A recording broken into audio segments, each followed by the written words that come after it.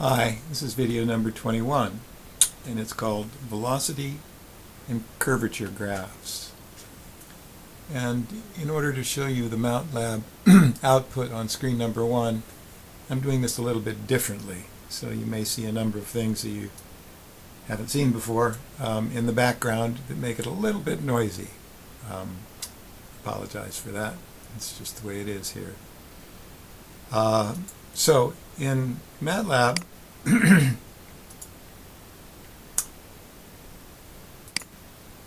you have a number of functions that have not been translated over. Let me show you this one. Under Options and Defaults, you can go, let's go under Options, Display.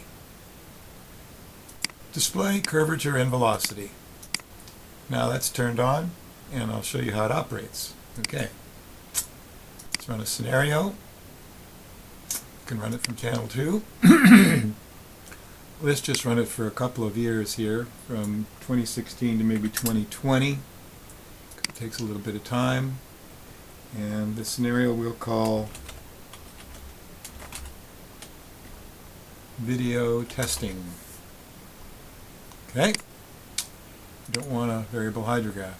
There, immediately you see what pops up. And let me explain these. This is actually a graphic of the channel as it migrates. You can see the blue and red line appear. This is the curvature at every point along the channel. And this down here is the velocity, u. Phi is a non-dimensional unit of downstream distance.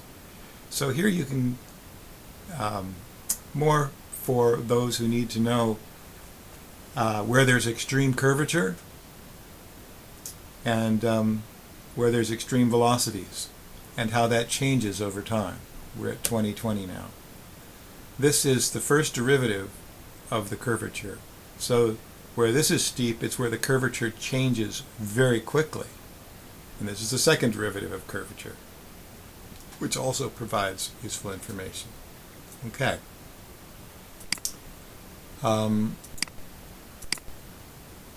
There is a place where that would potentially appear in iRIC, and that's here. These are graphs that can be made, as I showed in the previous video. And that's one of the reasons I'm showing this one right afterwards. Here you can now add migration distance, and although the plot doesn't work, that's a place to plot it. It occurs to me that the velocity and curvature, which data are already calculated in the code, they could also be plotted and graphed out using this function. So where it has migration distance, it could also have curvature, velocity, first derivative of curvature, second derivative of curvature, since they're already printed out. And you could add them here and then make graphs with them. Okay. Again, thank you very much.